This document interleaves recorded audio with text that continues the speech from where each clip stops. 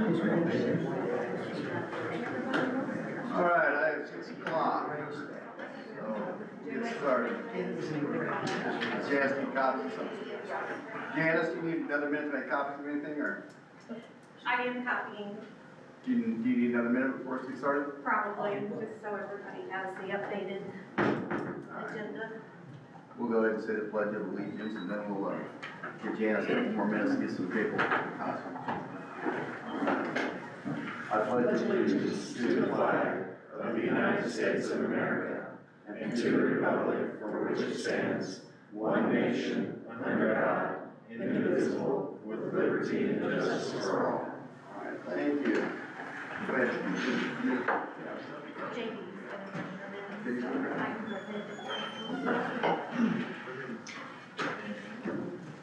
All right, go ahead and roll call, please. Mayor Smith, Present. Alderman Villier, present, Alderman Hill, Alderman Key, Alderman Lancaster, Present. Alderman Swatash, Present. and Alderman Wilson is out. Thank you. Mayor, we have a quorum. Item number 2, agenda minutes and approval of agenda. Just one amendment to item 20. It says that we are revising and replacing 705.110. It should say 705.125. No other amendments.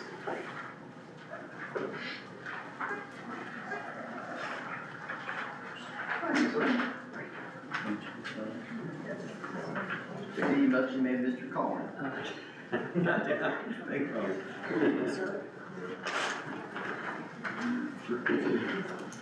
All right, item number 3, the consent agenda.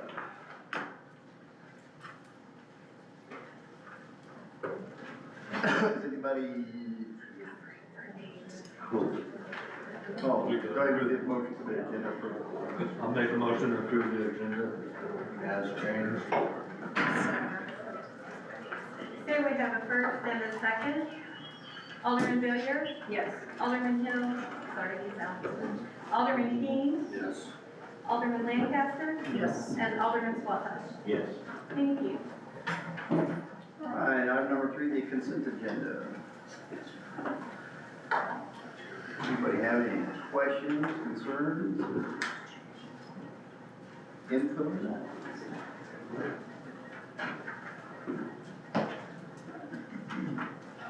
If not, then we'll get a motion for that. I'll make a motion that we approve the consent agenda. Second. We have a first and a second. Alderman Villier? Yes. Alderman Key? Yes. Alderman Lancaster? Yes. Alderman Swatash? Yes. Thank you. Item number 4, current outstanding invoices, drafts, and checks paid invoices for October, November 2024. No extras for this meeting? Nothing extra?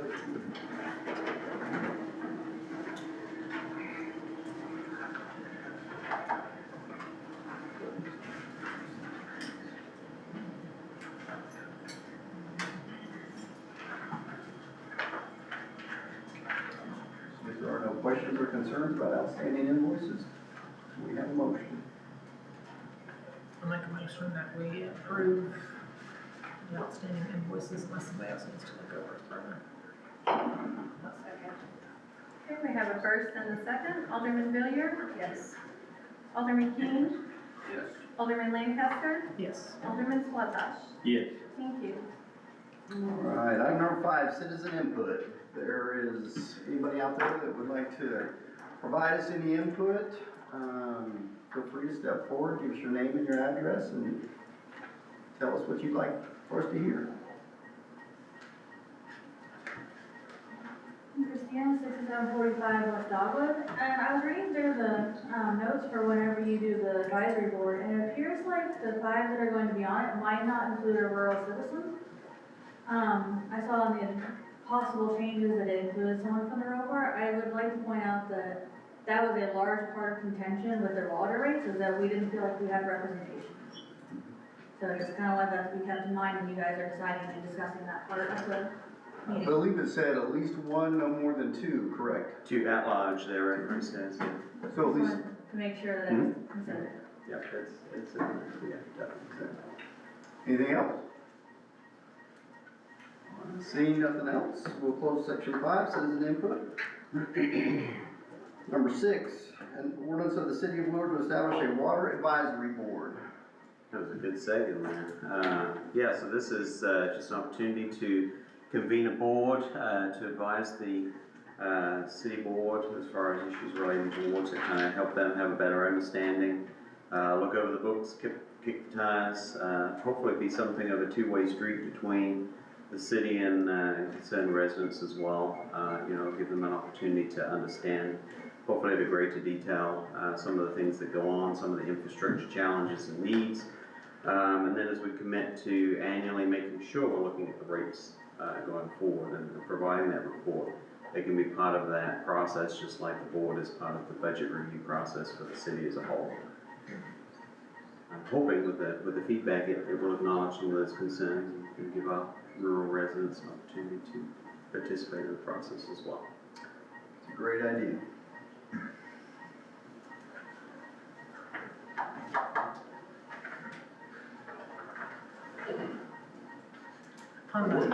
On that, Wes, is there a alderman position in that board as well, or at least?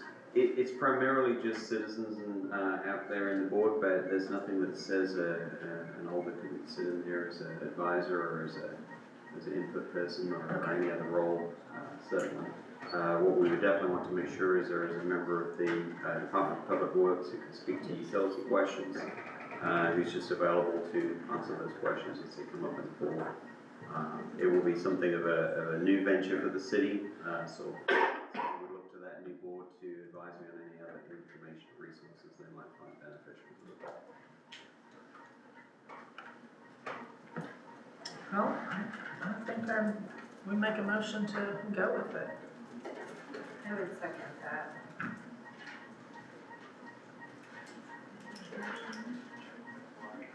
We need to read the ordinance. Yeah. It's an ordinance of the city of Willard establishing a water advisory board. So now you want the motion? I'll make a motion that we accept the ordinance as read. I second. Okay, do we have a first and a second? Alderman Villier? Yes.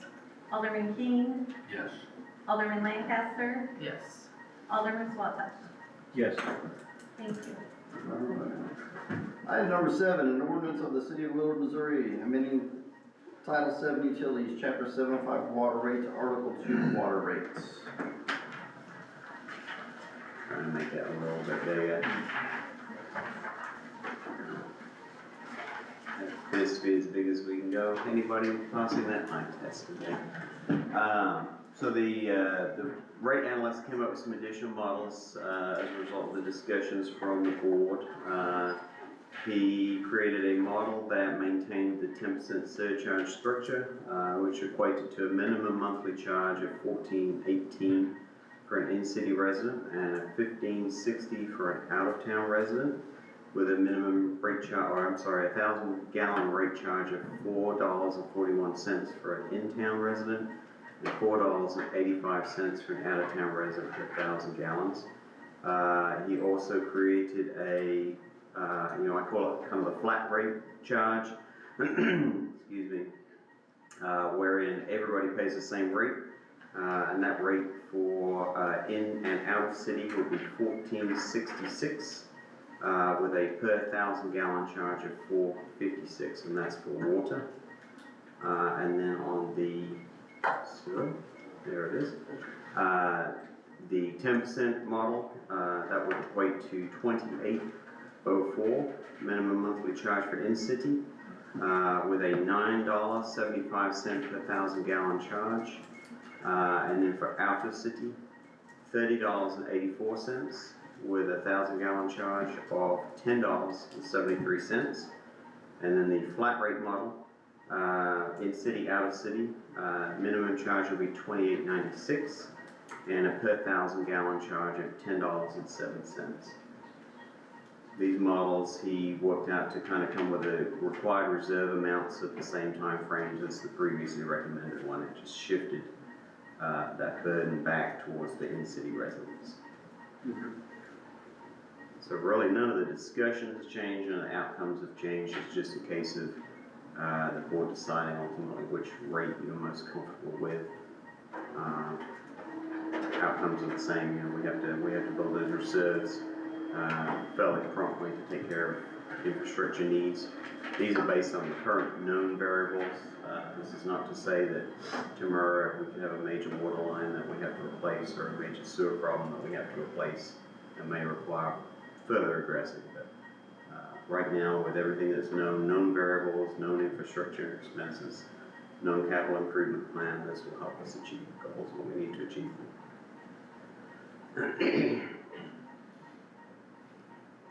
So the question now is, what model do you guys want to adopt?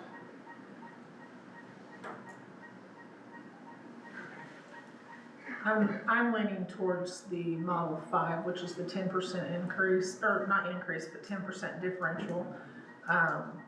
And I think industry standard with all of the surrounding utilities, the example is and has been in Willard that there is a differential between in-town and out of town. Out of town, you've got, let's just say, 10 houses a mile, and in town, you got 20 houses a mile. So you have more to cover the expenditures of those same length of line.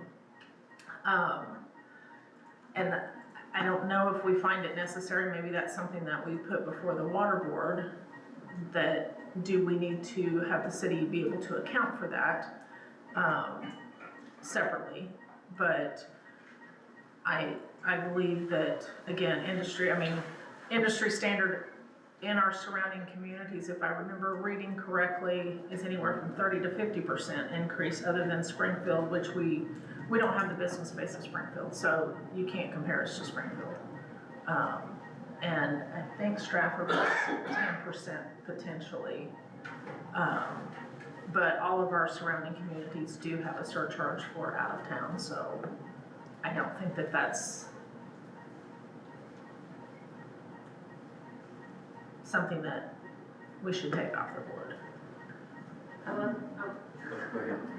I'll tell you, I am actually leaning more towards a flat rate across the board, mainly because from the start of this, I have really felt more called to this being a community issue. I feel like we are, as a group, a community. There has been a big issue of this being the Meadows Water Tower. However, it ceased being the Meadows Water Tower back when it was purchased in whatever year it was purchased. It became a Willard Water Tower, and as such, everybody who uses it should be paying the same amount for that, regardless of where you live. And we have said from the time that you and I sat in our seats that we cannot match. Willard does not have anybody else that we resemble. We look to find other communities in the area to try to match for rates of salary. We look for other communities that have similar, probably even tax rates. We don't have any other communities that have the same issues that we have here. And it all comes back down to community. The school uses the one Willard, one team, one Willard. And I feel like Willard is just that. We are a community. And when it comes down to it, we all use the water, we all use the sewer. We all should pay the same amount. Regardless of where we are, we're all using it, we're all paying for it. And there is a small portion tax base that in city residents, you're taxed, that a small portion of that probably helps absorb some water and sewer cost. And typically that's why you look at having an in-city and an out-of-city rate is because they are not contributing to any part of the operations of running City Hall. And, you know, that is all part of that calculation. And again, I think if you look at a map and you see a cluster of people within the city, you've got X number of houses within a square mile. You go outside, you have less number of people that are going to supplement to help pay for, if you replace a mile of pipe here, you have X number that's gonna pay for it. But if you go outside, you don't have the same customer base paying for the same amount of pipe. And I mean, that's, like I say, ideally that's the financial backside of it. So. Which is valid. What would you say, Scott? Oh, I'm in favor of just exactly what Casey said. It's a community, we all share the same water, we all share the same towers, we should all share the same maintenance. I think the flat rate is definitely the way to go.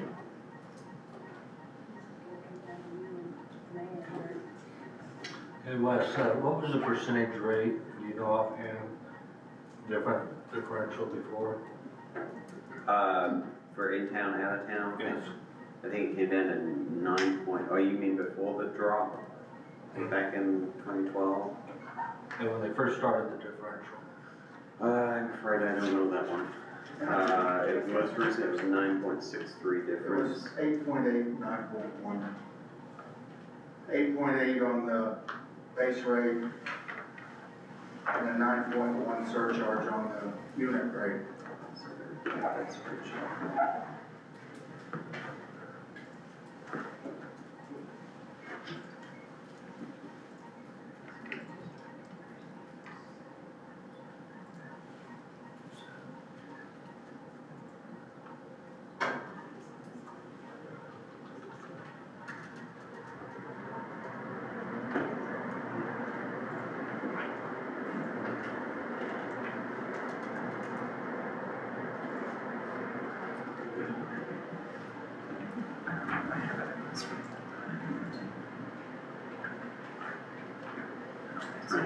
It was in the email. All right.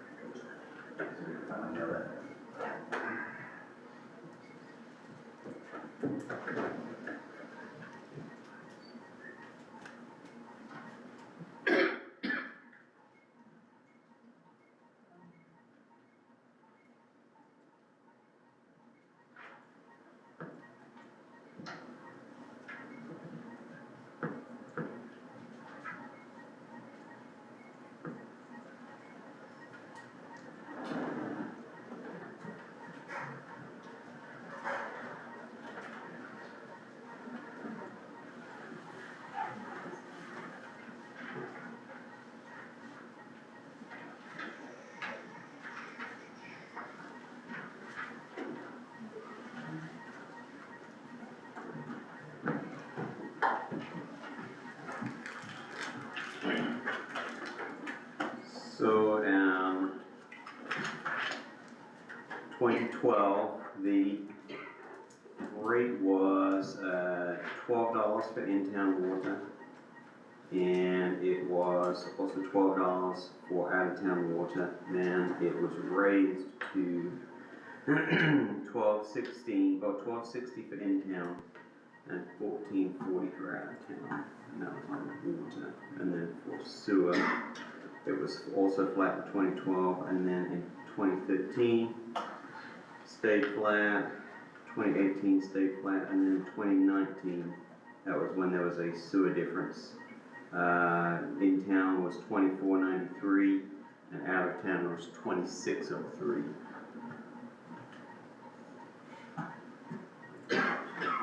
increases. About 9% or so. Mhm.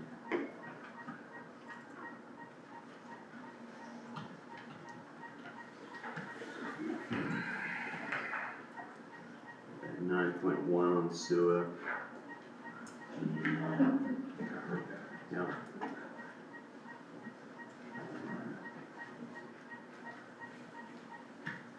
And 9% even on water. So I think the best option from here would be to have a motion, either way, vote on it, and then if it succeeds, fine, on which model we're gonna go with. If not, we have a motion for the opposing view, and we'll see how that one falls. So,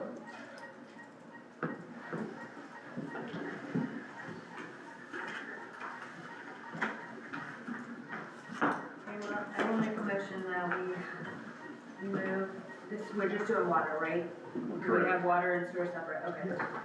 I'll make a motion that we have a flat rate across the board for in-city and out-of-city for our water increase. So that's gonna change the way that the ordinance is. So it'll have to be, We'll have to do a first reading Right. after we adopt one, okay, if we adopt if we one. adopt one. We'll have to do a first read, then in 2 weeks we'll have a second read. Okay. So, we need a motion. You did, made a formal motion? That was my motion, Okay. yeah. Terrible wording, but that was my motion. Second that motion. Okay, we have a first and a second. Alderman Villiers? Yes. Alderman King? No. Alderman Lancaster? No. And Alderman Swatash? Yes. Thank you. So now we, Oh, yes.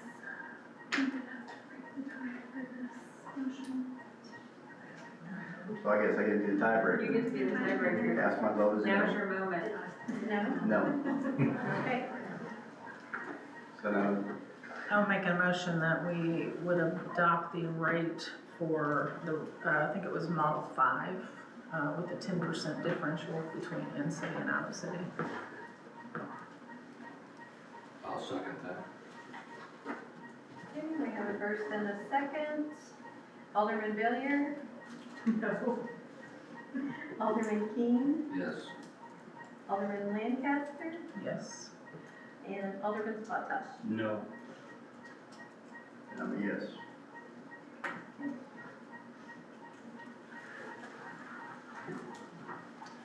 And so now I need the first read for that.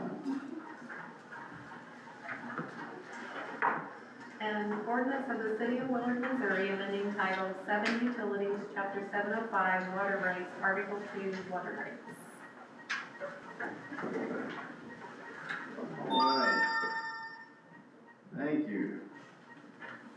Moving on, item 8, an ordinance to the City of Willard, Missouri, amending Title 7 Utilities, Chapter 710, Sewer Use and Sewer Rates, Article 7, Wastewater Charges and Rates. Excuse me.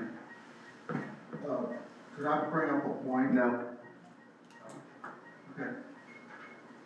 Your wording is incorrect. You referenced Model 5, it should have been Model 4. You want to pull that back up, Wes? I think with this one, since it's the first read, you've expressed that you're going with the 10% differential? Yeah. That should the be. second read. We've got blanks and We'll fill it in the second read. So the second read, we'll have it filled in with the actual percentages and the rates and everything. I'm looking at the report and it says it's Model 5 is the. Oh, that's the sewer one.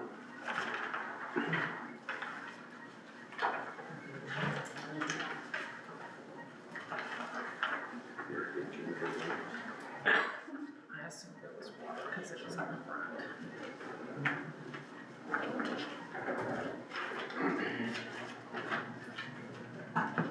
It would be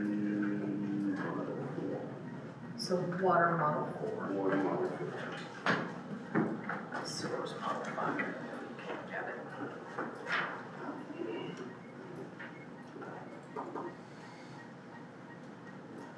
All right, item number 8. same discussion, but if you guys have questions or thoughts among yourselves, feel free. Pretty much same viewpoints. All right, then can we get a motion? I will make a motion according to, let me find the page number.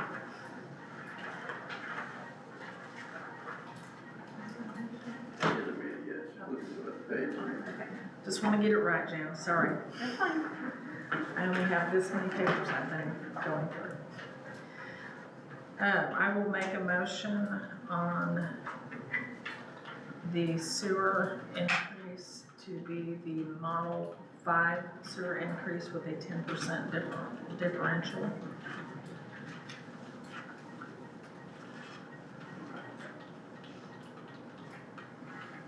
Do we have a second?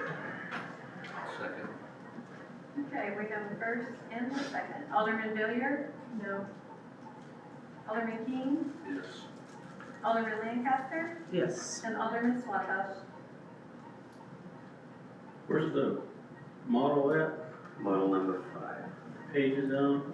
Let me see that. The latest report that we got was page 3 from Great Rates, but I printed all mine at home. Can you put it back up here, Scott?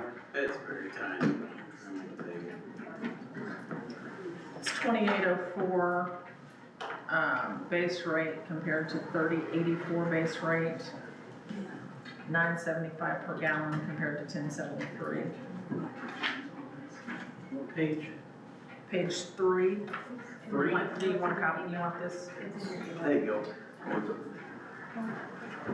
As a point of clarity, I think Nate had mentioned before, when you vote on the first read, you're just kind of voting your intention, but it's the second read that kind of counts. Yes, yeah, and you can make amendments between Yeah. the first and And on the second. second read, you also want to make sure you select an effective date. Yes.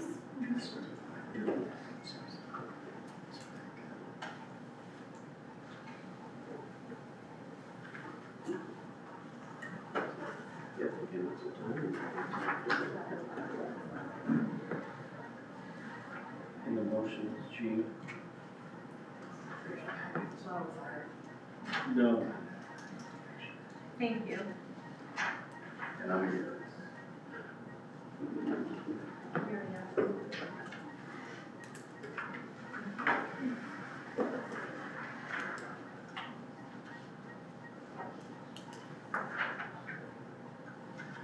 All right. Item number 9, approve a letter allowing the mayor to grant Wesley Young and the authority to bind the city of Wheeler to all legal agreements and subsequent versions of program licenses presented on behalf of the Apple Development Program. This is something we have to sign with Apple, with the new website, they're developing an app, and then to get the app on the App Store, and to have the Apple developer account, which, for us is no charge, but we still get to sign all the forms and documents. So this just allows me the authority to engage those documents, to proceed with our, Apple development. Hopefully in the next couple of weeks to a month or so, we will see our app go online, completing a big part of our website redesign. You need a motion for that? I'll make a motion that we approve Wesley to the Apple Developer Program. Second. Okay, we have a first and a second. Alderman Villier, Yes. Alderman King, Yes. Alderman Lancaster, Yes. and Alderman Swatash. Yes. Thank you. Item number 10, a resolution authorizing the mayor to enter a financial services agreement with Piper Sandler for lease purchase financing for the sewer system improvements.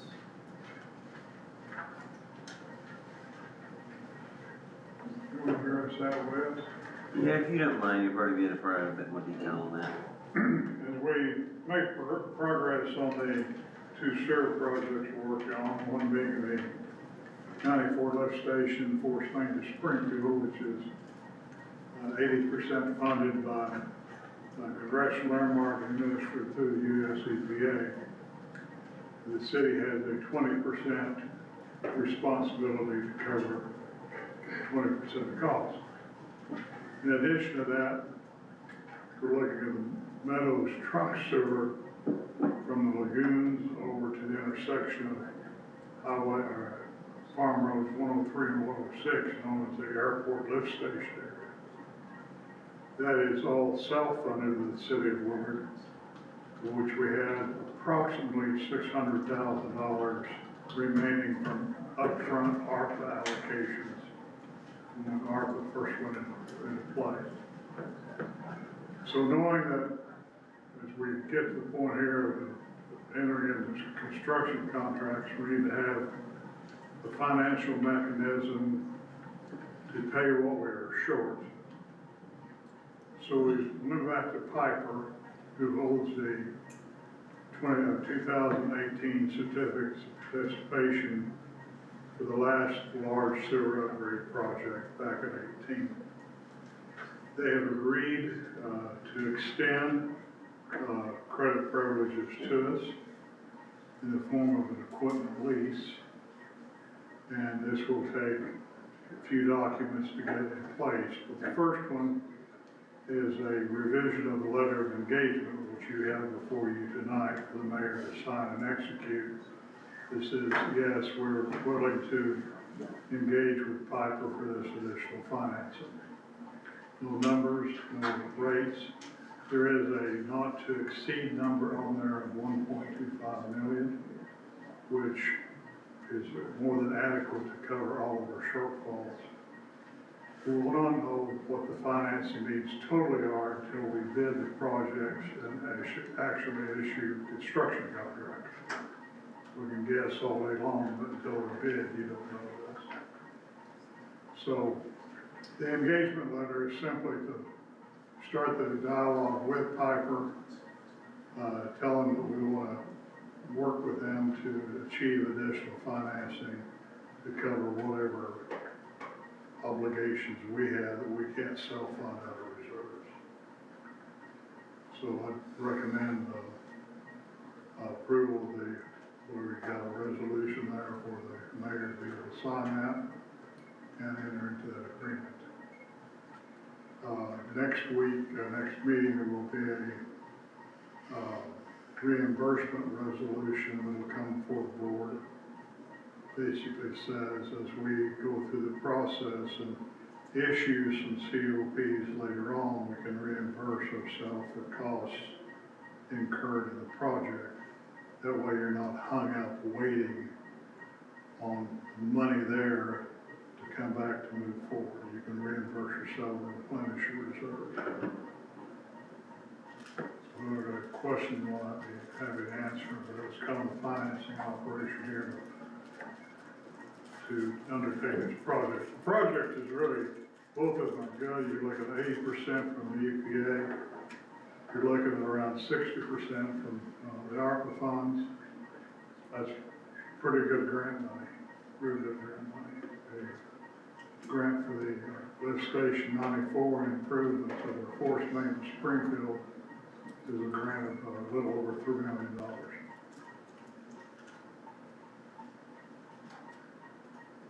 Good to get some of our money back. Pardon? It's good to get some of our money back. I tell you, if you want to thank somebody for that one, Billy Long's office made that happen. And without getting much deeper into politics, I don't foresee this happening for a while again. Thank you.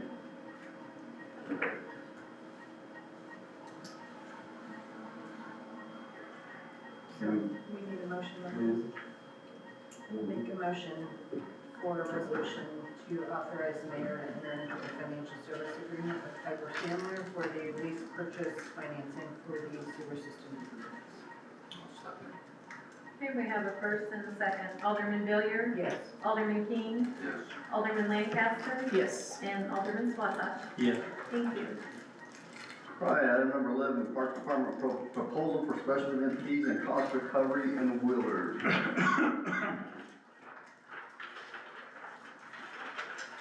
Thank you, Mayor. In your packet, you should see a narrative kind of explanation of what this is. This is, at some point a while back, the question was asked during a staff meeting, what the cost recovery model was for parades and special events that the city hosts that are not put on by the city. For example, the high school homecoming parade, the Veterans Day parade, and any third-party 5K or run races that the city participates in. Historically, that's been the triathlon and others along those lines.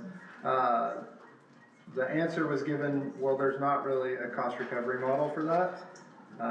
And it was asked that I do some research and find out what the cost to the city is for those programs, and since there is no cost recovery for the city on that. In your packets, there's a narrative kind of explaining what that was. I realized after the board packet went out that I didn't include the actual breakdown of where those numbers came from, so without that they would have just probably seemed arbitrary. So I passed out a paper copy of the Willard Police Department hourly cost for special events, and then the hourly cost for special events for the Parks Department. I will bring to your attention on the second page, I failed to change the number of vehicles from 8 to 4. So where it totals up on the Parks Department cost at $80.40, that's actually $40.20 as a cost for that. But essentially what we've looked at, I reached out to the police department and said, what is the cost for a road closure when we do a special event? And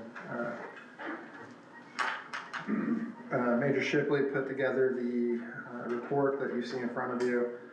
So essentially what this is just kind of a proposal to make the board aware that there is that cost being incurred, that there is no cost recovery model for that cost, and to allow the board to make a decision on, is this a cost that we are willing to take on and maintain and absorb as a city to continue to bring special events to the community, or is this something that we want to put fees in place to recover the cost for the cost of the officers and the city staff that organize and close the roads for those events. So I'm happy to answer any questions that you have about that. Listen to your discussion, anything that you would like, I'm here, so. So what's the process if the Humane Society of Greene County wanted to have a parade in Willard? Is there criteria that says who gets to have a parade, who doesn't get to have a parade? At this point, there is no criteria beyond, does it work with the schedule, and are there people available to do those road closures? So if the Humane Society called up and said, hey, we'd like to have a parade in the city of Willard, the Parks Department would look at the calendar, reach out to the police station and say, hey, the Humane Society wants to have an event here in Willard. Is this something that we are interested in entertaining? And if the police department says, yeah, that seems like an empty Saturday for us, and the Parks Department says, yeah, that seems like something we could get some community buy-in on, that event is approved. There is no formal method at this point for approving that process. So there's not, as of now, there is no approval process beyond, yeah, sounds good, let's do it.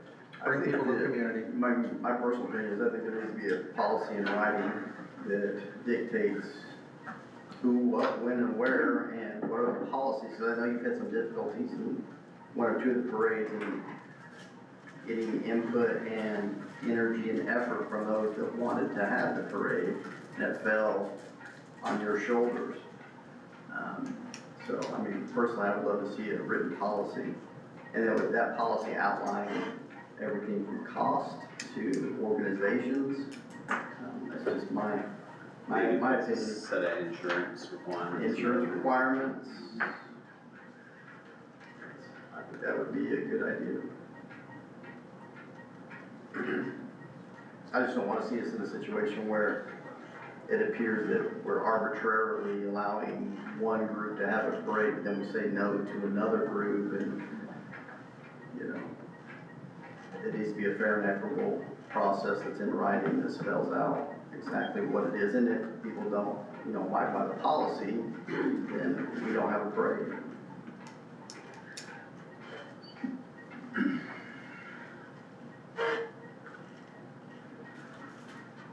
explanation actually answered the questions that I had, so. Okay, great.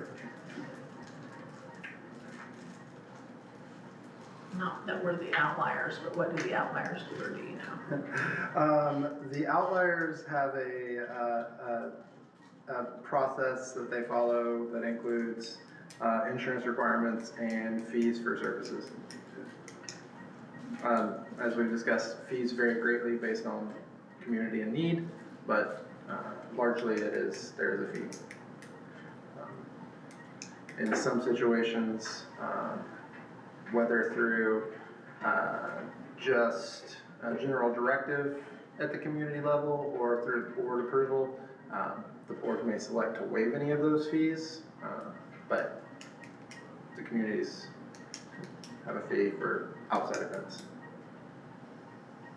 So the parades that we currently have, The current parades that fall into the current common parades that we do every year, the Veterans Day Parade is one, the Willard High School Homecoming Parade is another, and then for the past, I think 5 years, the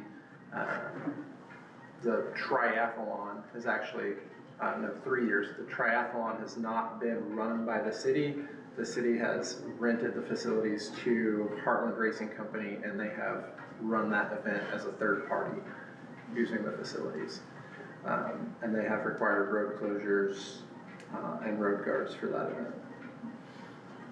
so like the upcoming Turkey Trot. Turkey Trot does not have any fees associated with it through the city. Turkey Trot also utilizes the Greenways Trail and not the streets of the city, so they organize through Ozark Greenways as opposed to through the Parks Department.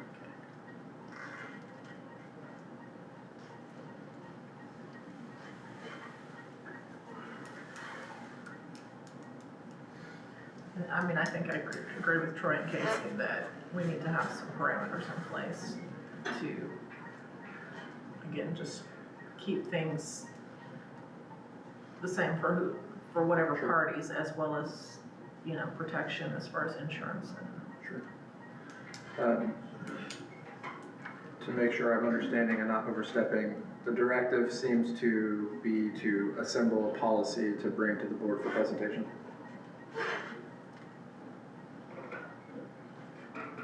Excellent. And that's all I have. There is a second attachment that deals with cost recovery. That is the standard park fees. Those are for information only. That is not ready for presentation to the board as an ordinance. So you can consider that, ask any questions that you would like about it. I would be more than happy to answer any questions you have about that. But beyond, I lost my place somewhere. Beyond just seeking feedback on that, there are no action items for the board on the proposed park fees. And not that I want to go too far into the weeds on the parade issue, Joe. Whenever you start to develop those policies, I'm just telling you this to prepare you for questions the board might have when you develop it. Just think about there have been jurisdictions in the United States that have dealt with parade issues when it comes to what some people would define as hate groups, and how litigation resulted in jurisdictions not allowing certain groups not to have parades. And there's been involvement with the ACLU, and so I'm just preparing you to do a little research into those scenarios and keep that in mind when developing policies.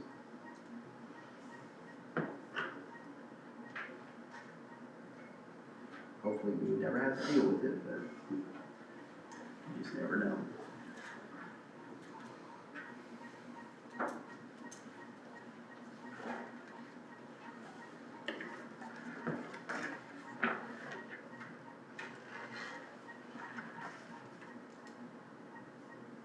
Anything else, anybody? Thank you, Jason. Thank you. Didn't mean to give you extra work, but it'll save us a lot of headache in the future. Keeps them out of mischief. It's not extra work, it's just We saw your report card, notice you got an A on it, so you're all in the fun department. All right, item number 13, an ordinance to establish a training and conference policy to city employees for adding a new subsection of Title I Government Code, Chapter 117, Personnel and Safety Manuals. You're in 12. Yeah, honestly, 12 and 13 kind of run hand in hand, so as I receive questions about things in the policy, then I kind of noticed these were a little out of date. Looking at our last policy, employee manual policy update, it was in 2010, so we've got a little catching up to do on that policy. So I figured starting with the more frequently used policies, I'll work my way through that way. Rather than rewrite the entire policy manual itself, I figure we'll just hit each policy, create an ordinance that references it. What that can do, particularly as we move to SharePoint, is it gives us an opportunity to have these policies encapsulated on their own and referenced to other policies. And that's kind of what I'm going with here, is these two will be standalone policies, they reference one another, and then they can kind of override the rather dusty employee manual. Next one's on my target will be discipline evaluations. You're moving us from a guaranteed step increase more to a merit-based system where, you know, those that work hard are rewarded and those that don't, you know, face other paths. So that's kind of where we're at. Nate did recommend for future ones just a different way of handling the wording in the ordinance to reference the policy as opposed to spelling out the policy, but other than that, you know, this is probably the route we take to bring our employee manual up to date. It ensures we're using funds appropriately. There's accountability in the process for requesting reimbursements. And then on one of them, it kind of removes petty cash, which we don't carry much petty cash in the office anyway, so that was a change that was up to date. And then also referencing the federal reimbursement system, kind of spells out meals, incidentals, things like that, kind of where you take them, when you take them, how you take them.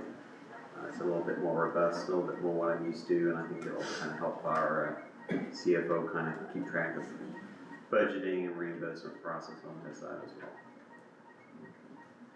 Just for the record, then, I'm gonna go back to 12 and read it just for posterity's sake. An ordinance to establish and reimburse policy for citizens by adding a new subsection of Title I Government Code, Chapter 117, Personnel and Safety Manuals. Want motions on those, Wes? Yeah, there'll need to be a motion and a first read. All right.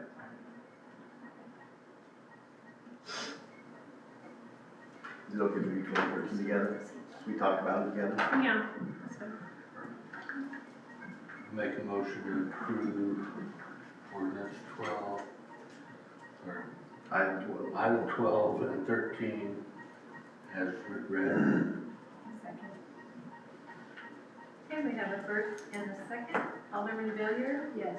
Alderman Keane? Yes. Alderman Lancaster? Yes. And Alderman Swetta? Yes. All right. Mike's getting warmed up. Item number 14, an ordinance revising and replacing section 400.200 of the city code. Gotta get tired of me real quick. Thank you, Mayor. As you recall, last meeting, we talked about just some housekeeping we're doing. We had some various issues. One of those included signage for the high school. Under our current code did not allow for signs to be installed on the high school because it was an R1 zone or a residential zone. So you either make them go to a variance. Problem is we didn't have it in our variance code either, that they could actually apply for a variance and get a variance. So what we've done is we've changed the variance code, which is 400.200, to allow for school signage in residential zones.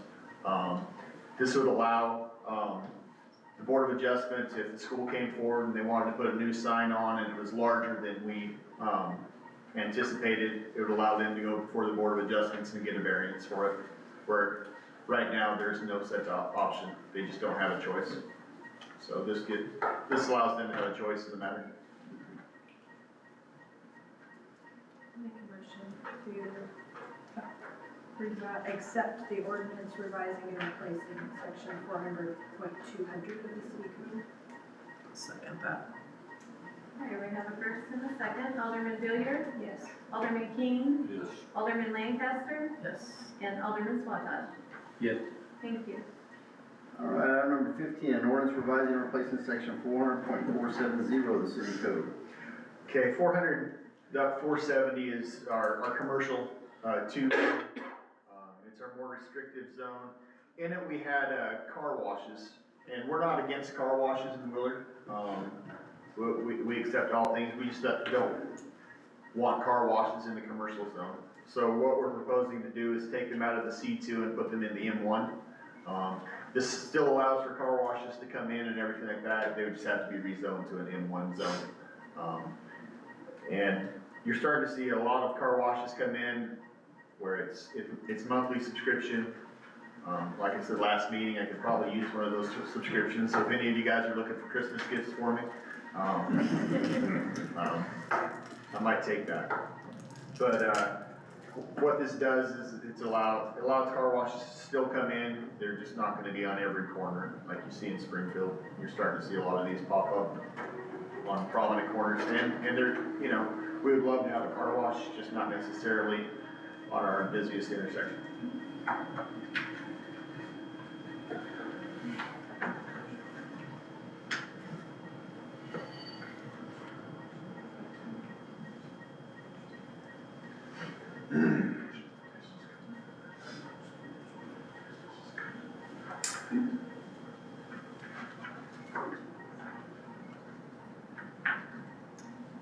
Can we get a motion? I'd make a motion to accept the ordinance revising and replacing section 400.470 of the city code.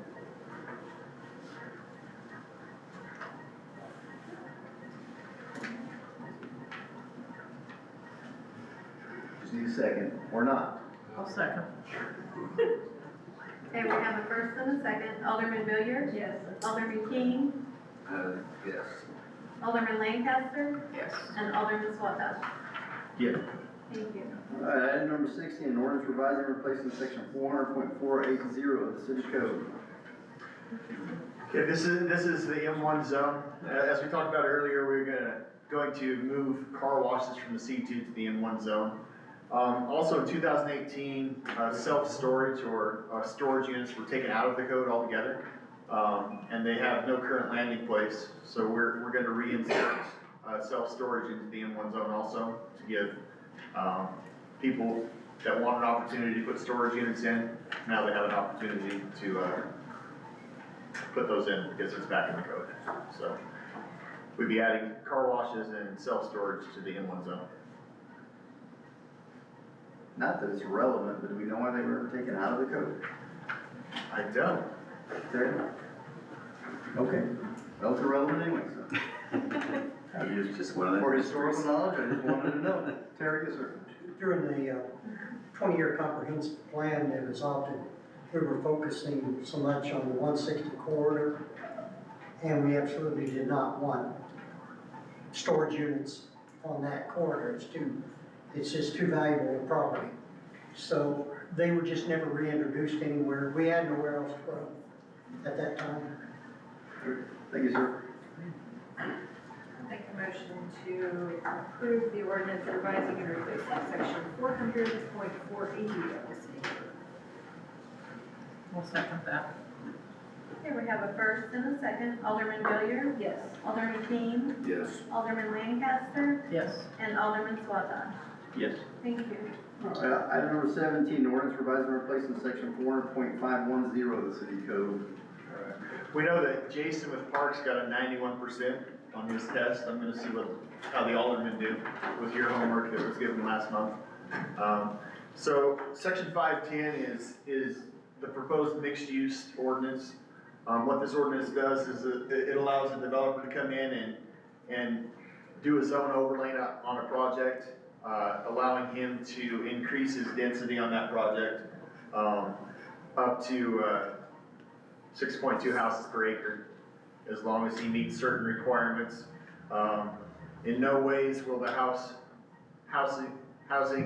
size go over 40% of total acreage, or 60% including the roads. So 40% will be open space, recreation area, trails, or,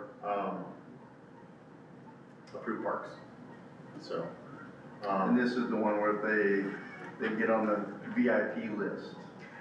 possibly, yeah, so developers come in and they put in infrastructure, on the bonus density side, they can come in and if our trail system runs through their development, they can put in a trail and get increased density for that. Like I said, they can go up to 6.2 houses per acre, if they meet the requirements, but also if they meet the requirements and they score high enough on their development, on the back end, the city's willing to do certain things for these developers, since they came in and they put in recreation areas and trails and parks for the citizens. The city is willing to help them out on the back end, because they're carrying millions and millions of dollars that they put into the ground. The city's willing to come in and expedite plan review. So they'll do plan review in advance, so instead of having to wait 2 weeks to get your plans reviewed and stuff like that, the city will have that done up front. So they'll say, hey, I want plan A for these 3 lots, and then the city will just have everything totaled up because they'll have that done beforehand. And then inspections will be prorated, where they just, if they meet the requirements of a preferred contractor, inspections would be, they just have a block time and the inspector would go out and say, hey, what do I have? You have me between 8 and 9, what inspections do we have to go do?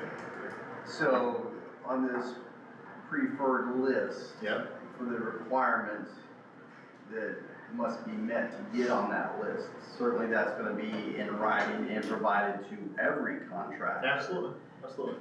And is there anything in that policy or directive that weights or slants a beneficial aspect to a large developer versus a small developer? The mixed use ordinance can be on any lot 7,000 square feet or larger. So it's any developer, large or small. It can be used commercial, residential, it doesn't matter. It can be used on anything. With the mixed use, everything is up front. It's like the old planned developments. So they'd come in and say, I'm developing 50 acres. They're gonna show you streets. They're gonna show you what the parks look like. They're gonna show you what the architecture looks like. They're gonna show you where the trails go, what the open space looks like.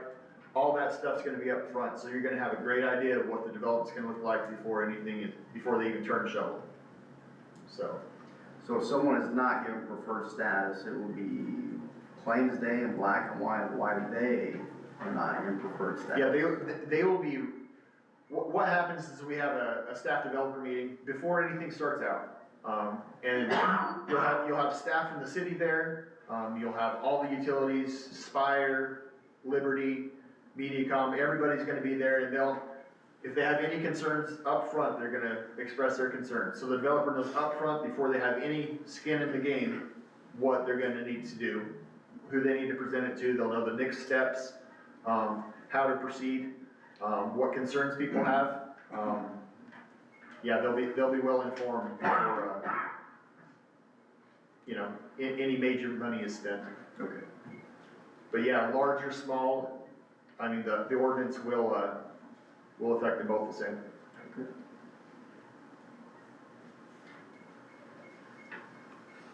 Questions? It's pretty comprehensive on what they will need to submit beforehand. There's a lot of engineering and a lot of design that goes on beforehand, renderings just to show what the development will be like. And then, like I said, on the back end, it's up to city staff to planning commission will recommend, they'll come in with their plans, and then planning commission will go through everything and give a recommendation back to the board of aldermen that yes, they approve or approve with conditions or whatever they decide on that, so. And mixed use is just that. I mean, they would be able to come in and put in, a commercial aspect to their development and put apartments over the top if they wanted to go that route. It just depends on how the planning commission feels like that incorporates into the existing neighborhoods and the comprehensive plan of Willard. So, you don't have to worry about a Walmart being dropped in the middle of Hoffman Hills. That's not gonna happen, but I know you and Scott were talking about deadlines, is there anything in there, and this is probably a different subject, but as far as deadlines and when these developments have to be complete, because I know ATM apparently dragged on for 8 years-ish. deadlines are hard. Yeah, I don't want it to be onerous on a developer, but I think, you know, is there any, also don't want a development that's dragging on for 12 years or. Yeah, and we don't wanna put residents through a 10-year process where, you know, they have construction equipment out there for the next 10 years, you know? But it's really hard to define a developer to the market, you know? Interest rates can go up another 10% and nothing will sell for the next 2 years, nobody knows. So, yeah, we try to move things along by phasing and everything like that, so you don't have, you know, you don't have everything developed, now it's a weed trap for the next 5 years, you know? So we try to break it up into smaller things where they can go, get everything in, sell, and move on to the next as they're going, so.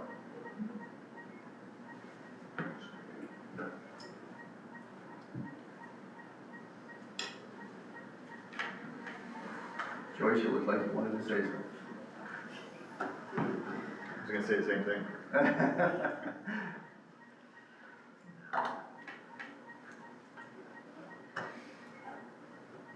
I just like the bigger lots, but. I was gonna say, there are some aspects about it that I like, and there's other aspects about it that I don't like.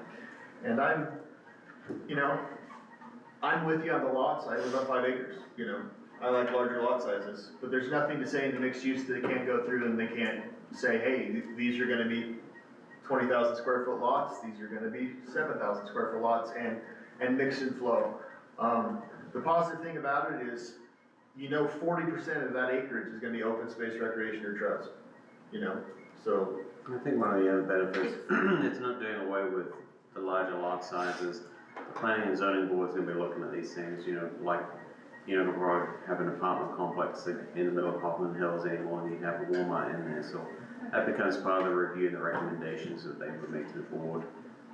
Then you're also getting, if I recall, you know, potentially some benefits on the back end from the developer too. They may provide an additional park on another side of town or put in some trails and whatnot to help us improve the overall community. So I don't think you're gonna see small lots everywhere overnight with this one. It's just giving them an opportunity to change the complexion. You see, you know, sometimes you can have maybe a shop downstairs, you know, or like the little, I don't know, I did when I was a kid, I like running downstairs to the shop anyway.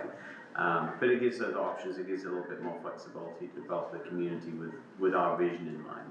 That's not the part that bothers me. It's the part that comes in and they can set something up in a subdivision or an area that's next to a subdivision where there might be some open space. I think again that's all gonna be part of what planning and zoning is gonna consider. If it's not gonna fit, it's not gonna fly. And you know, existing residential neighborhoods and stuff like that, that's why you have the open space, that maybe they put a buffer zone and put a trail through there and some pavilions and different things like that. It's pretty flexible. The flexibility is one of the strong points to it, because not everybody needs a 3-bedroom, 2-bath house. You know, back in the day, I would have loved a 1-bedroom, 1-bath condo somewhere, you know? You got married. Huh? And then you got married. The best decision of my life. But then I had to buy a house, you know? So not everybody can afford that house right away. So this gives them the opportunity to have a sliding scale of different sizes and everything like that, trying to attract a broader population. And keep in mind, and correct me if I'm wrong, Terry, right, that the board will have final approval. Oh, absolutely. It will go through the same process, go through P and Z, and but ultimately it will lie with the board, you guys. In the time that I've been here, the board hasn't had a lot of say in a whole lot of the development. Oh, good. Now you know. I think you just volunteer for the P and Z department. That spot's taken. That's why he's there. No, I don't want to see a whole lot more apartments. I think most everything you're talking about is decided before us. Yeah, before us. So, yeah, we kinda got the ATM thing stuck in our mind, But, I mean, you're gonna have all the information up front also. So you're gonna have all their information they've submitted to the planning commission, plus anything that, you know, you guys have concerns on, obviously is gonna be brought up. So the Board of Aldermen has the last say, they're the authorizing body, so obviously you will be the one approving it, yes or no. So if something is bothering you and, you know, obviously there's gonna be public feedback on it. I mean, you'll have the final say. so I think a lot of us would be in that same opinion when it comes to apartments. I mean, we've had a lot of apartments hop up here in the last 5 to 8 years.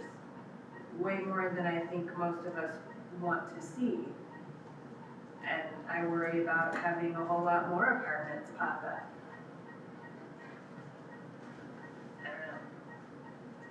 It changes the whole view. It changes the school district, it changes a lot of things. I agree.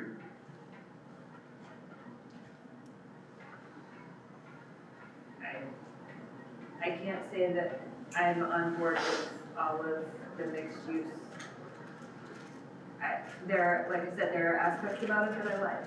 I love the idea, like Wes was saying, of, you know, having a shop with the kind of, I love the lofts that are downtown, I love that. But I don't know that I love it for our area.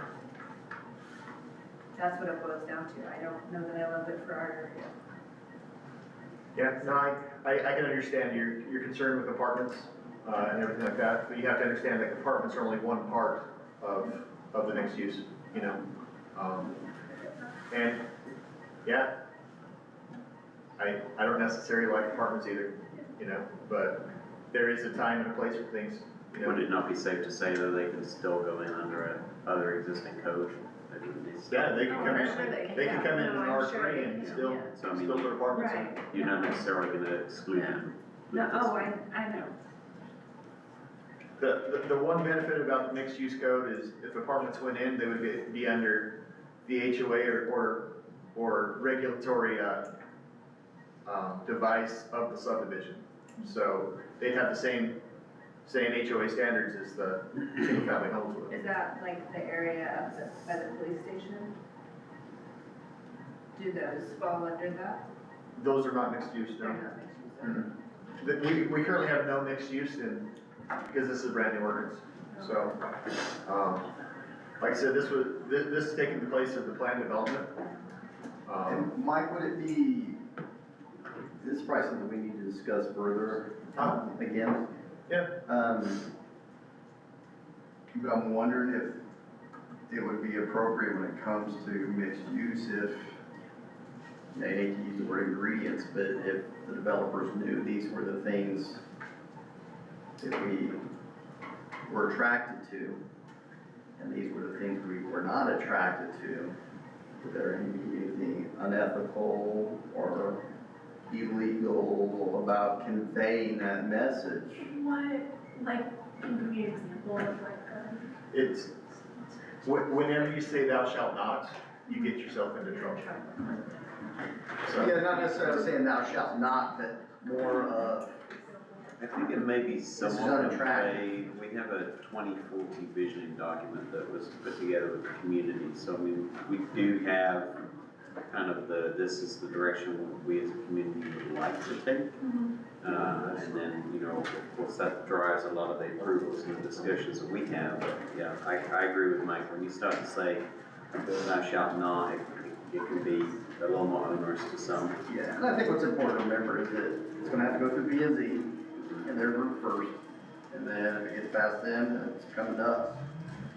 So if there are things that the board does not like, then that would certainly be a time for the board to act. Agree. yeah, and what? I mean, planning commission batted around a lot of things, you know, it's really hard to put a percentage on stuff, you know? It's gonna be this or that, especially when you're trying to make the ordinance for everybody. Where you can do it on a 7,000 square foot lot, or you can do it on 150 acres, you know? It's really hard to make it fit everything, so, the fallbacks you have is, it's gonna be reviewed by staff, it's gonna be reviewed by the planning commission, and then you guys will have final say before anything moves forward. What's the percentage of space that we're going to allow as mixed use in Willard? I don't think we have a number. Like I said, it's a zoning overlay, so they can come in and apply for the zoning overlay for development. But like I said, as soon as they apply for that, they have to present everything up front. So, Do we already have people that are wanting? yes. Okay. Do they have a spot in mind? Kill me, Casey, you got it. Tell us what it is, and where it's at. Come on. It was right next to Casey's house. I don't think it was. All those spots are taken. Like I said, you can get really small with this mixed use ordinance, Yeah, no. so. Just think, Casey. you- No, Somebody better be talking to Jeremy then. there has been some interest in it.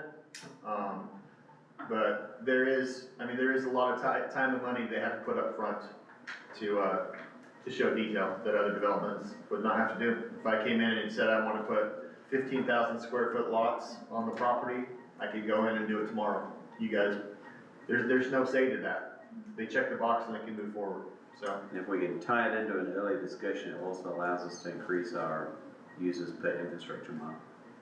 So it kind of helps us with a different problem. Instead of adding new infrastructure, we're using what we already have. To a point, and then there comes a point you have to upsize, but, yeah, that does solve another challenge as well, if we have more users to put them on. This helps drive things up, not out.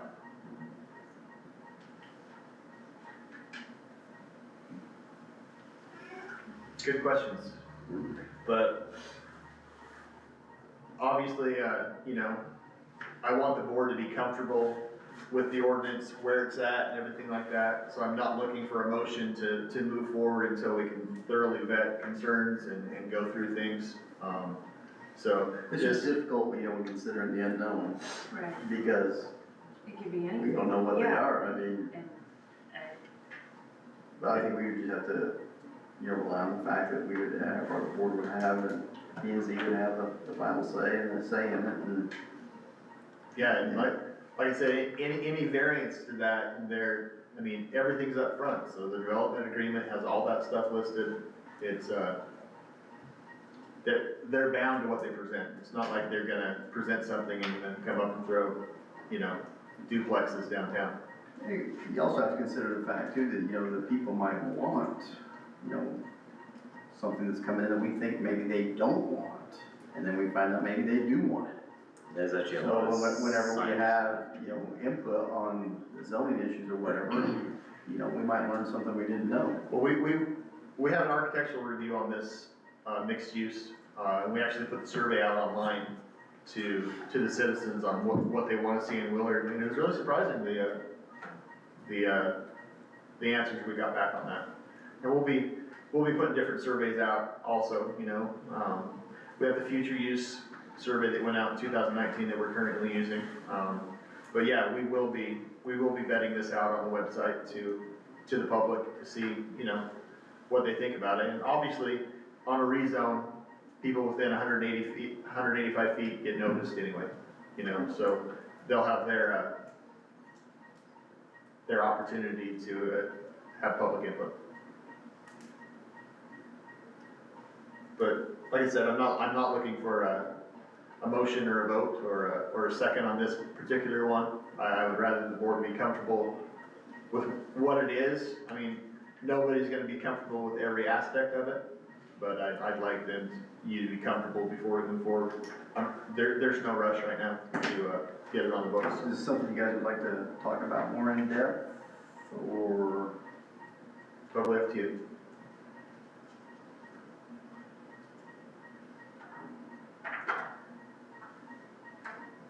I know you want definitive answers.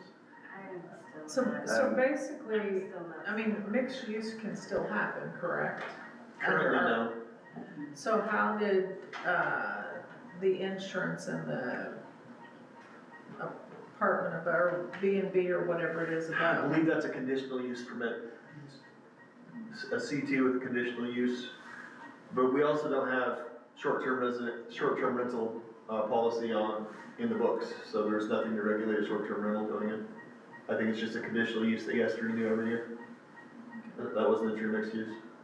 But I mean, that's ideally what mixed use is you've got business and residential mixed Yeah, in the same. it can be a lot of things, you know, yeah, but yeah, that is what mixed use is, but you wouldn't have a conditional use permit attached to it, you know? It came in, it was a planned development, so we came in with the knowledge that this is what it was gonna be. And usually developers are gonna develop what the market is needing, and I pulled up the community survey that we did. There's not a lot of call for apartments. There's a lot of call for townhouses, condos, small homes, mid-sized homes, very little large homes. So most likely developers, they're not gonna wanna put money in if they're not gonna get it sold pretty quick. Now apartments, they're gonna rent them. I mean, we know there's a huge market for rent, but if someone's looking to buy, those seem to be the top contenders. It's townhomes, condos, and small and medium-sized homes. That should give us a little bit of comfort. Get ahead of myself again. I'm assuming down the road, if we will be developing or looking at policies for Airbnbs and nightly at some point, if we, when our time comes. Short-term rentals is on my list of stuff to look at, yes. I know that's right now not a high priority for us, but I would think that if we do pass a mixed-use policy, those types of structures get built, especially for that reason, for that, you know, income in that model, then it would be something at that point we'd be forced to address. Yeah. But we'll worry about that when we get to. And you can do a lot of things, you know, you can zone areas for short-term rentals where people know that these are what's going in, you know, it's kind of hard when your neighbor is renting his house out as a short-term rental because you have different people there every day, but. Well, frat kids are over, right? That being said, it is always better to do it before fact. Yes, It's a little harder after that. yes. So what do you guys prefer? Do you guys wanna talk about it further, or you wanna make a motion up or down? It's up to you.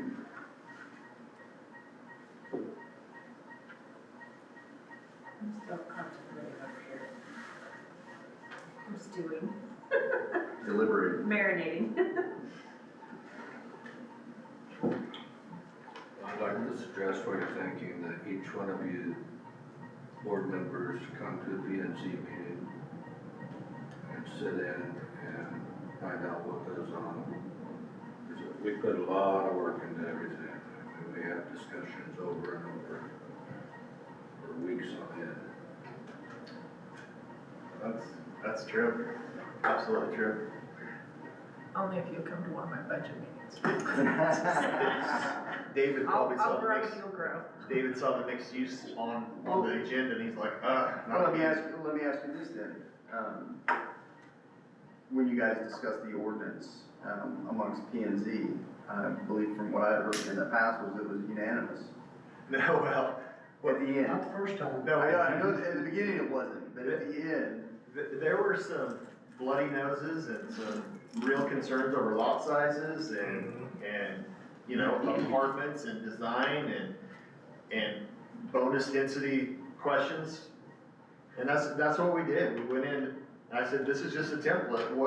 What is important to Willard? You know, are trails important? Or, you know, is interconnectivity to different subdivisions important? Tree lined streets? What's important to Willard, you know? And I think it was a good 2.5 months, you know? And we had a lot of revisions. You know, and I couldn't get my lettering right because, you know, Get your numbers right. yeah, I can't count, I can't spell. But Even finally, on this one, you can't get your numbers You're gonna have to study with Jason. Did I miss something? Yeah. no, that's okay. So, Well, David, if you'd like to make a motion, I mean, feel free.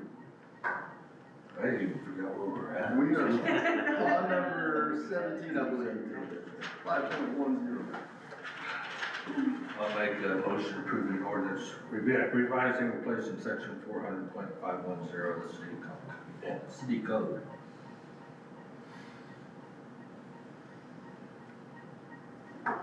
I'll second it.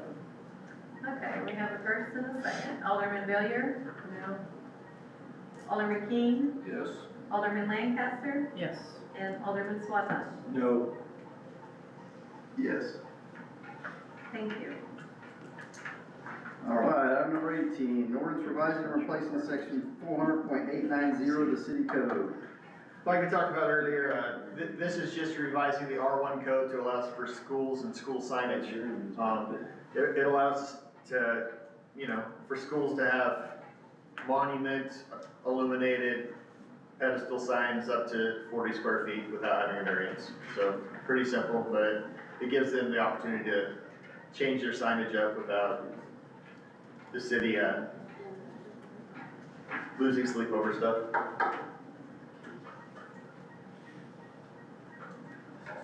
I will make the motion to approve the ordinance revising and replacing section 400.890 of the city code. I'll second. All right, we have a first and a second. Alderman Villier? Yes. Alderman King? Yes. Alderman Lancaster? Yes. And Alderman Swatash? Which one do you want? Signs? Yes. Thank you. All right, item number 19, an ordinance revising and replacing section 705.090 of the city code. Earlier this year, the Board of Aldermen came through and passed capacity fees for development.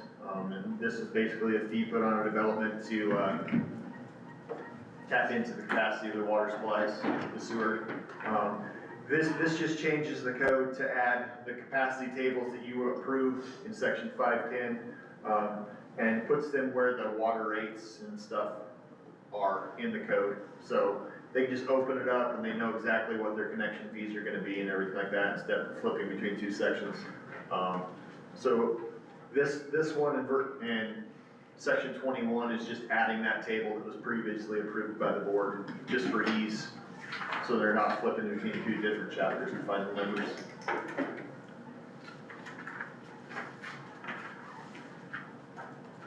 I'll make a motion that we accept the ordinance revising and replacing section 705.090 of the city code. Second.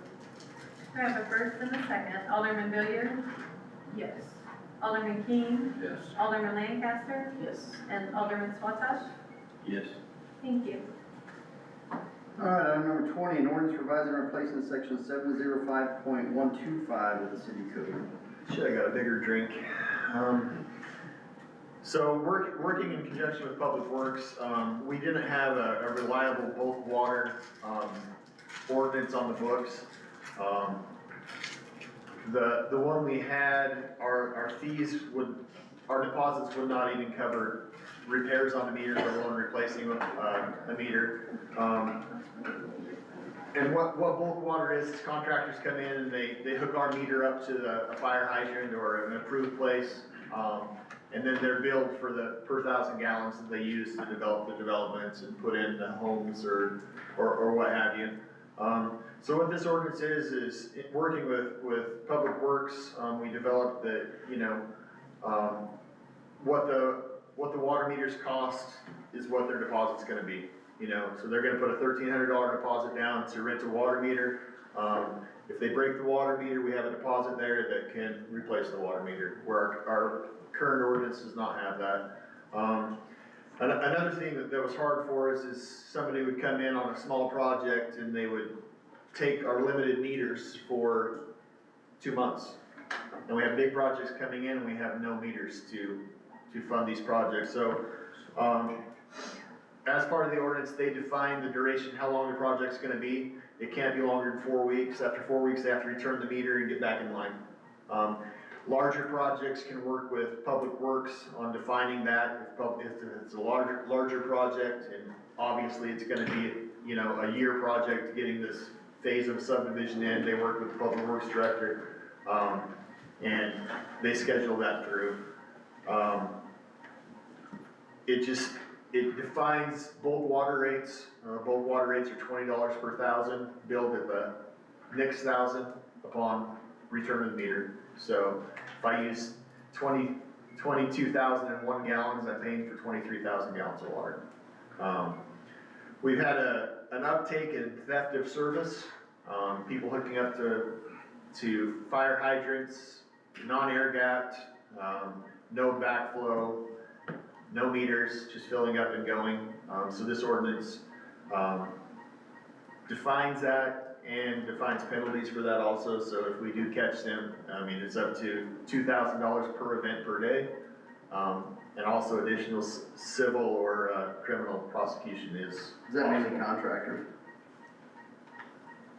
Yeah, but there have been several in the last couple of months that just didn't bother to even look for a meter. They were just pumping out of, and just the health considerations, you know, I mean, Trevor and Public Works Department work really hard to keep our water safe, and they test it and they fix it all the time. I don't know if these guys know, but they hook up without a backflow or an air gap, they can kill people. You know, they get cross-contamination out of their truck into the water system, they could kill people. So there's also a serious risk to the infrastructure if they don't shut off the hydrant properly. If they shut it off too quick and it slams, it can break out pipe. Yeah. So you have, it's gonna be pretty expensive on those 8-inch pipes.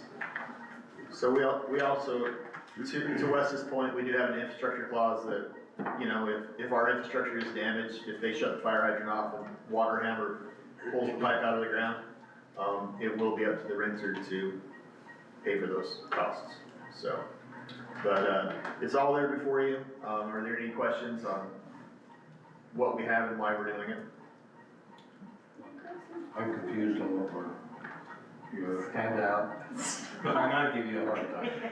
Yeah, I feel super bad because last meeting, you guys got A and B, and on this packet, you got A and B, and I'm like, I can't get this ordinance right. I don't know what I did, but I can't get you the No, look at right your ones. numbers. The ordinance said section 405.125 of the city code. Yep, Isn't that 705? I told you, hey. I promise you, Do you have papers to Jason. throw it in? I Throw have, them in, throw them Can in. you help Mike? I'm just gonna run this by Jason on everything. He seems to get it right. Can the smart kids help the other kids? Can I make a motion that we accept the ordinance revising and replacing section 705.125 of the city code? I will second that. Okay, we have a first and a second. Alderman Villier? Yes. Alderman King?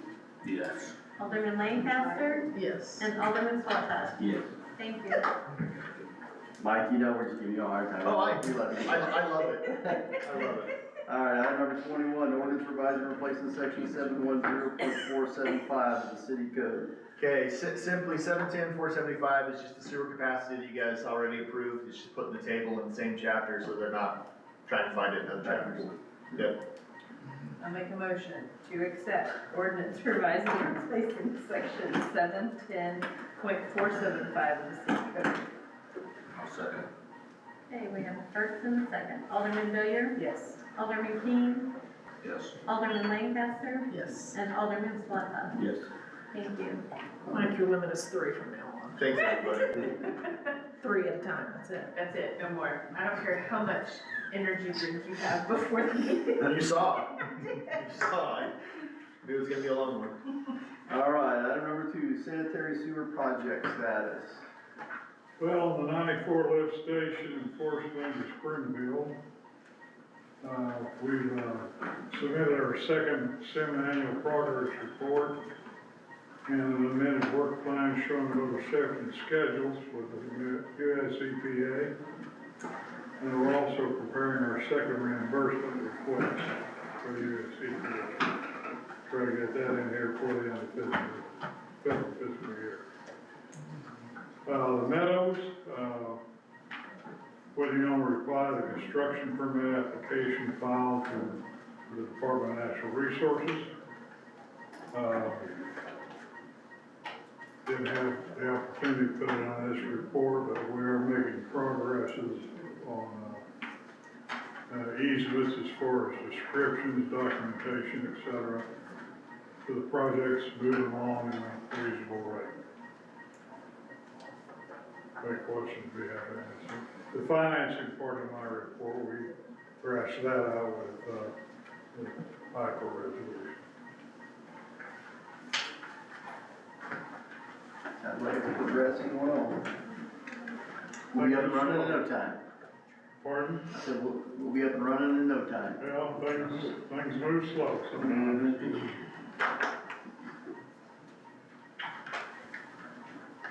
Alright. Item number 23, city administrator's remarks. I'll try and keep it brief. Mike's out of energy drink. Thank you. We tried the robocall ahead of this meeting, just to let folks know, we're having another meeting on the rates. Emily reported she did get lots of positive feedback about it, though there's some confusion that for whatever reason it was reading some numbers out, but people were calling to find out why it was reading those some numbers. So we'll work with Tyler to try and figure out what caused that problem and hopefully fix it in the future. We do want to make sure it's part of our annual rate process to do the robocall and get notice out to more people. We certainly don't want to cause additional confusion with it. On your, there goes the frog, sorry. Taking kind of the key themes of the survey, and I put them in your desk there just to kind of give you an overview of the community survey we did a little while ago. Lots of good feedback, lots of good information. To me, the key takeaways seem to be focusing on infrastructure, streets, public safety. Folks are asking for economic development, so we're looking for ways to kind of creatively work within the system we have available. Lots of ask for retail options and dining. A lot of people want Aldi. So apparently Aldi is very popular. It's a good store. Yeah, we've actually had conversations. They did tell us no, it was more of a not right now, but not a hard never coming. So we'll continue to kind of work with them and others that might show interest in our community.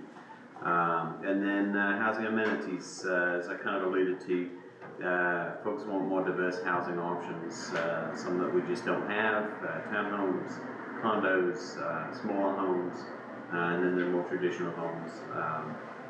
So Mike is working hard, that's all also needs to do. But I thought the survey went very well. We did have a lot more responses.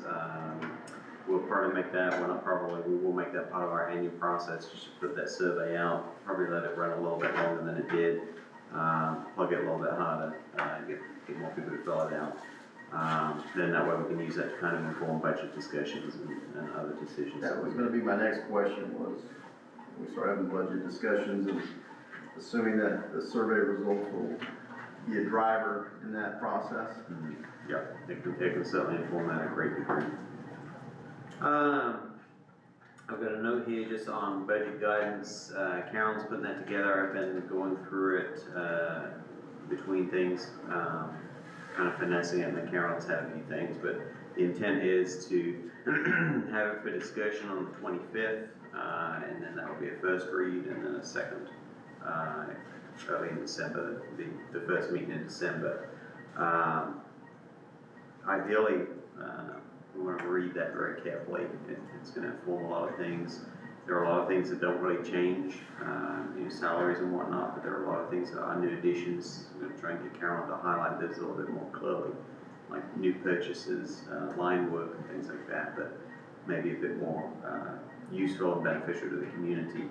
My proposal is that ahead of the meeting on November the 25th, we start with a work study session just to discuss it, and have folks in the room, department heads, Carolyn, just answering questions before the meeting, and maybe just push the official meeting start time to 7 o'clock, just to give us that opportunity to really dig into it and fully understand it before you guys vote on it. It's my understanding from what you described, it's gonna, just so the rest of the board knows, it's gonna be quite a different process than we did last year. I think that's just one person's opinion, but it was highly ineffective.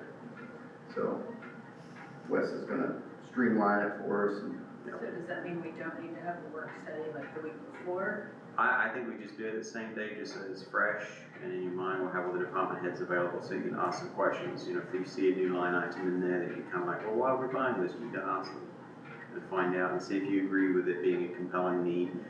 We have scripted out a lot of things just for the pure fact that, we're not made of money, so we can't get all the nice shiny things. But There are some shiny things that we really do need, and they impede our abilities by not having them, so it'll give them a chance to defend themselves to you guys as well. I've met with most of the staff and kind of listened, so as I'm going through and reviewing what's been presented, I'm kind of keeping in mind, you know, does it sound good, does it sound not? We have stripped a couple of things out so far. I'm sure there'll be a few more things stripped out.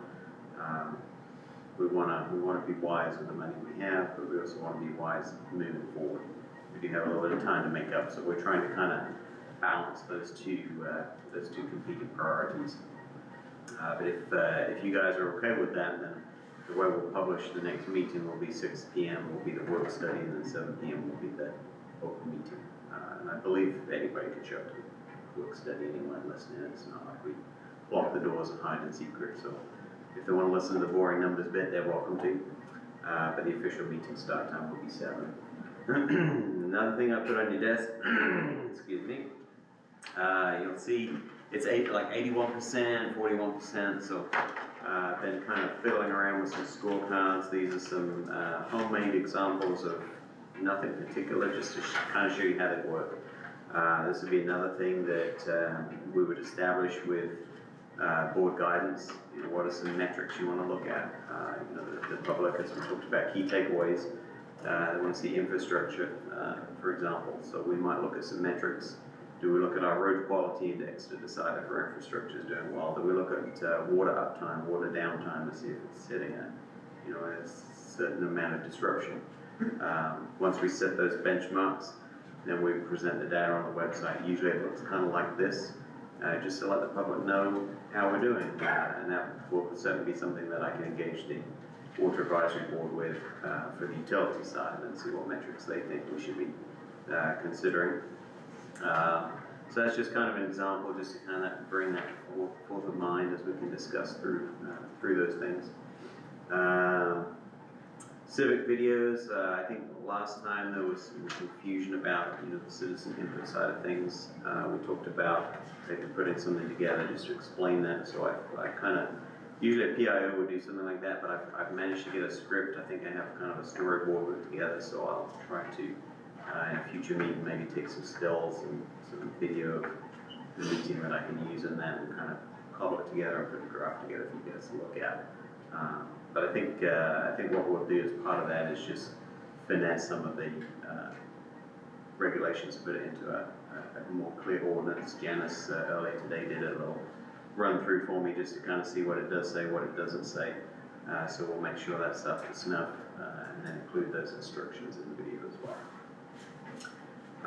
And then stop signs. There was some community concern about people blasting stop signs. I've seen a lot of that. Just wanted to raise that. You know, I have spoken with Tom. They are enforcing it. Of course, you know, police department come in every corner, every moment. But just in the last week, they've issued 4 tickets for blatant stop sign violations. So they are being enforced. But, you know, the cops are patrolling several square miles, so they can't be at every stop sign. And I think there would be probably some concern if they were just sitting watching a stop sign all day. But I did want to let you know they are taking it very seriously, and they are issuing citations, and they have been being issued, so it's definitely not something they're ignoring. And then agenda management software, all staff have completed the training as of last week. I think we may be moving ahead possibly in time for the next meeting, so we should see a slightly different presentation of our agenda. And then it gives staff the opportunity to submit documents, modify documents, edit documents up until the point that the agenda has been logged. And then once it's logged, it goes out on the website. So everybody should be able to access that nice and easily. And then with the new agendas, they're all searchable. So, you know, if you're trying to find that one meeting back in 2024, when it's 2029, you can search for the key terms and it'll help you find it. So we're excited about that. And then just on the close, more for the public, plug for advisory board applications for the water board. You can get an application on the website, or you can give us a call. We'll get you an application. We'll need 5 people. Just ahead of the second read anyway. And that's all I have. Thank you. Thank you. Okay, item number 24, any new business? No business, moving to item number 25, unfinished business. No unfinished business, moving to 26.